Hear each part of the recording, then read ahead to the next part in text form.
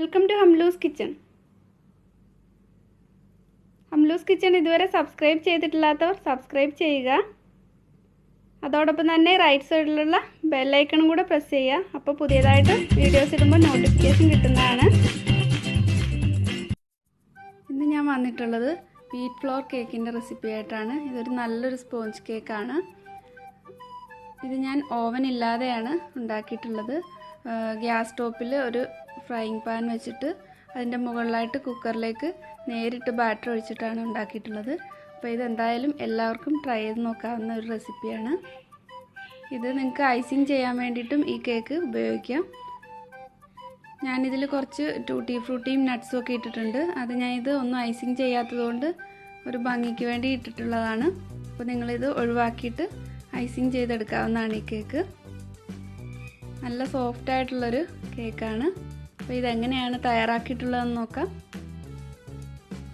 ഈ കേക്കിൻ്റെ റിക്വസ്റ്റ് എനിക്ക് വന്നിട്ടുണ്ടായിരുന്നു, അതുകൊണ്ടാണ് ഈ കേക്ക് കാണിക്കുന്നത്.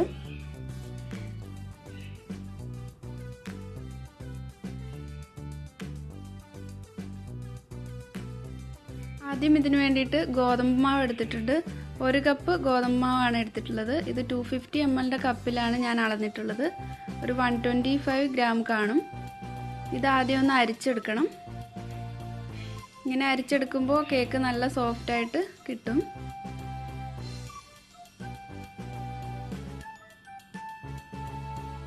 ഗോതമ്പ് മാവിൽ ഉണ്ടാക്കേണ്ട മൈദ തന്നെ യൂസ് ചെയ്യണമെങ്കിൽ മൈദ ഉപയോഗിച്ചാൽ മതി.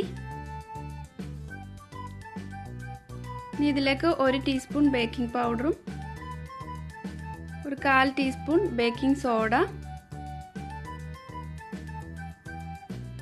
ഒരു നുള്ളു ഉപ്പും കൂടെ ചേർത്തിട്ട് നല്ലപോലെ അരിച്ചെടുക്കാം.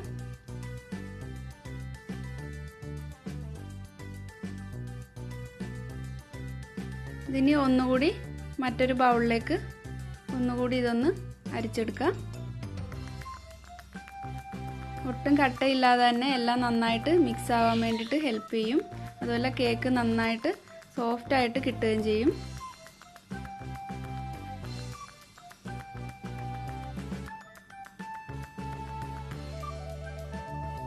ഇനി ഇത് മാറ്റി വയ്ക്കാം. ഇനി ഒരു ബൗളിലേക്ക് 1 ടേബിൾ സ്പൂൺ വീറ്റ് ഫ്ലോർ ഇട്ട് കൊടുത്തിട്ടുണ്ട്. ഇതിലേക്ക് കുറച്ച് ടൂട്ടി ഫ്രൂട്ടിയും നട്ട്സ് ഇട്ട് കൊടുക്കുന്നുണ്ട്. ഈ സ്റ്റെപ്പ് നിങ്ങളിത് ഐസിങ് ചെയ്യുന്നുണ്ടെങ്കിൽ ഈ സ്റ്റെപ്പ് ഒഴിവാക്കിയാൽ മതി. നന്നായിട്ടൊന്ന് മിക്സ് ചെയ്തിട്ട് മാറ്റി വയ്ക്കാം.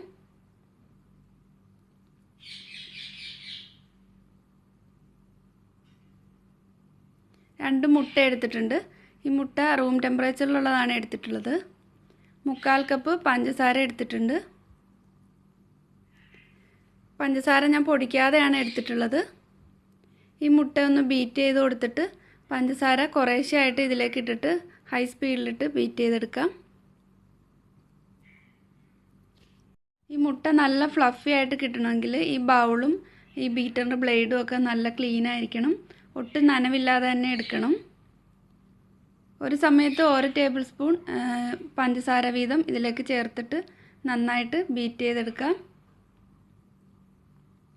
ഈ ബീറ്റർ ഇല്ലാത്തവർ മിക്സിയുടെ ജാറിൽ ഇതേപോലെ തന്നെ ഒന്ന് അടിച്ചെടുത്താൽ മതി.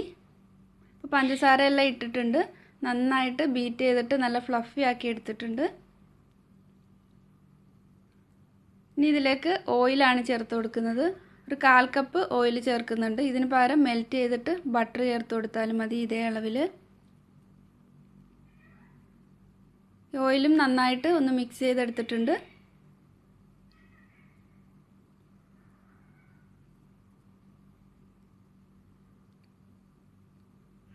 ഇതിലേക്ക് ഇനി ഫ്ലോർ ചേർത്ത് കൊടുക്കാം. ഞാൻ ഇതിലേക്ക് വാനില എസൻസ് ചേർത്തിട്ടില്ല.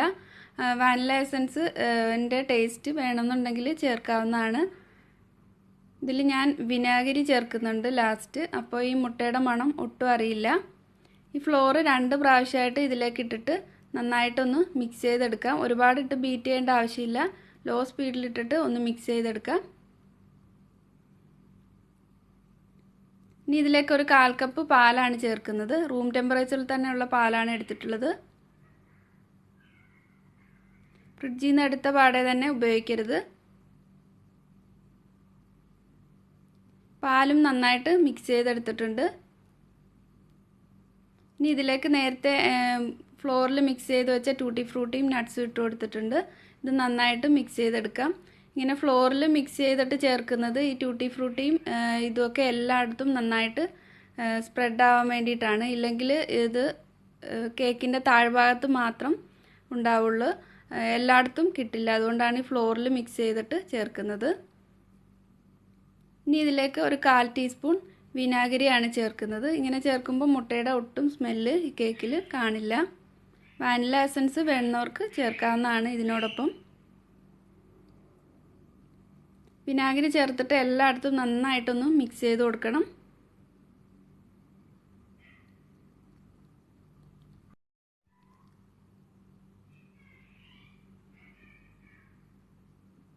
ഗ്യാസ് സ്റ്റൗ ഓൺ ആക്കിയിട്ടുണ്ട്. കുക്കർ ഒന്ന് ചൂടാക്കി എടുക്കാൻ.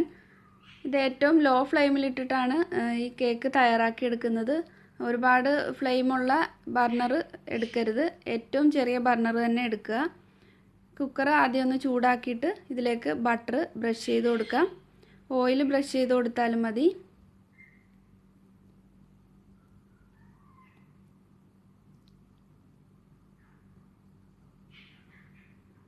ഇപ്പം നന്നായിട്ട് സൈഡിലും താഴ്ഭാഗത്തും ഒക്കെ നന്നായിട്ട് ബ്രഷ് ചെയ്ത് കൊടുത്തിട്ടുണ്ട്. ഇതിലേക്ക് ഇനി കേക്കിൻ്റെ ബാറ്റർ ഒഴിച്ചു കൊടുക്കാം. ഇതിപ്പോൾ ഞാൻ ഉപയോഗിച്ചിരിക്കുന്നത് 3.5 ലിറ്ററിൻ്റെ ഒരു കുക്കറാണ്. അപ്പോൾ ഇതിൽ വലിയ കുക്കറാണ് എടുക്കുന്നതെങ്കിൽ ഈ കേക്കിൻ്റെ ഇൻഗ്രീഡിയൻസിൻ്റെ അളവൊക്കെ കൂട്ടിയെടുക്കണം. ഇപ്പോൾ 5 ലിറ്ററിൻ്റെ കുക്കറൊക്കെയാണ് എടുക്കുന്നതെങ്കിൽ ഇരട്ടിയോ അല്ലെങ്കിൽ ഇതിൻ്റെ ഒരു ഹാഫ് അളവും കൂടെ കൂടുതലായിട്ട് എടുത്തിട്ട് വേണം ചെയ്യാൻ.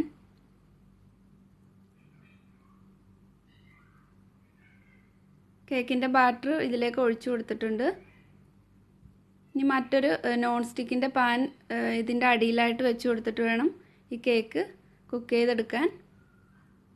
ഇതിലേക്ക് ഞാൻ കുറച്ച് കാഷ്യൂ നട്ടും ടൂട്ടി ഫ്രൂട്ടിയും ഒന്ന് ഇട്ട് കൊടുക്കുന്നുണ്ട്. ഇത് ഞാൻ ഡെക്കറേറ്റ് ചെയ്തെടുക്കുന്നില്ല, അപ്പോൾ ഇത് ഒരു ഭംഗിക്ക് വേണ്ടിയിട്ട് ഇട്ട് കൊടുക്കുന്നതാണ്. നിങ്ങൾ ഡെക്കറേറ്റ് ചെയ്യുന്നുണ്ടെങ്കിൽ ഇതൊക്കെ ഒഴിവാക്കിയാൽ മതി. ഏറ്റവും ചെറിയ ബർണറിൽ ലോ ഫ്ലെയിമിൽ തന്നെ ഇട്ടിട്ട് വേണം ഇത് തയ്യാറാക്കി എടുക്കാൻ, അല്ലെങ്കിൽ പെട്ടെന്ന് തന്നെ ഇതിൻ്റെ താഴ്ഭാഗം കരിഞ്ഞു പോകും. ഇനി ഇതിനെ അടച്ചു കൊടുക്കാം. ഞാൻ ഇതിൻ്റെ വാഷർ മാറ്റിയിട്ടില്ല, ഇതിൽ നിന്ന് ഈ വിസിൽ മാത്രമേ മാറ്റിയിട്ടുള്ളൂ. വിസിൽ വയ്ക്കേണ്ട ആവശ്യമില്ല. നന്നായിട്ട് ഇത് അടച്ചു കൊടുത്തിട്ട് ഒരു 45 മിനിറ്റ്സ് ആണ് ഇത് കേക്ക് ആവാൻ വേണ്ടിയിട്ട് എടുക്കുന്നത്. ഓവനിലാണെങ്കിൽ 180 ഡിഗ്രിയിൽ 45 മിനിറ്റ്സ് പ്രീ ഹീറ്റ് ചെയ്ത ഓവനിലാണ് വെക്കേണ്ടത്. അപ്പോൾ ഇത് 45 മിനിറ്റ് കഴിഞ്ഞിട്ടുണ്ട്. ഇതിൻ്റെ മുകളിൽ നിന്ന് സ്റ്റീം വരാൻ തുടങ്ങിയിട്ടുണ്ട്. ഇനി ഇതൊന്ന് തുറന്നു നോക്കാം.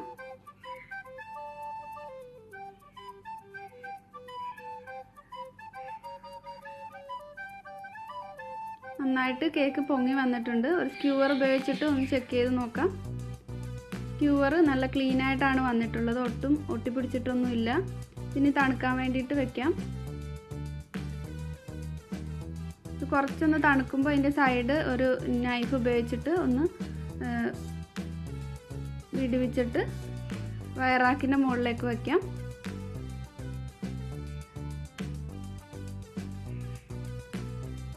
ഒട്ടും കരിഞ്ഞിട്ടൊന്നുമില്ല, നല്ല പെർഫെക്റ്റ് ആയിട്ടാണ് ഇത് കുക്കായി വന്നിട്ടുള്ളത്.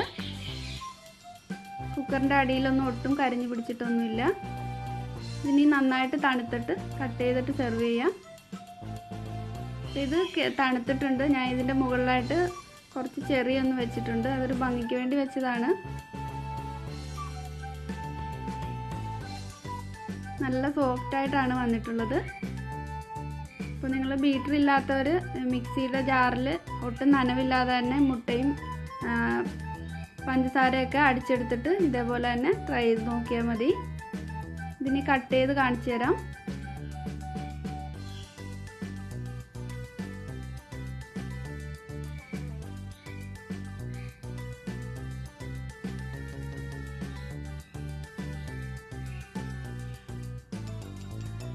നല്ല സ്പോഞ്ചി ആയിട്ട് വന്നിട്ടുണ്ട്.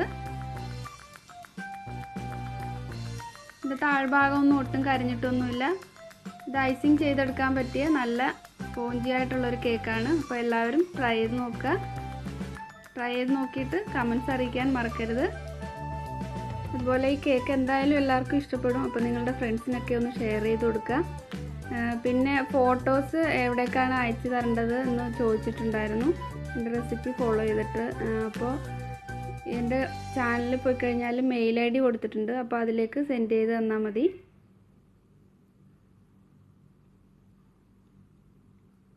Thank you.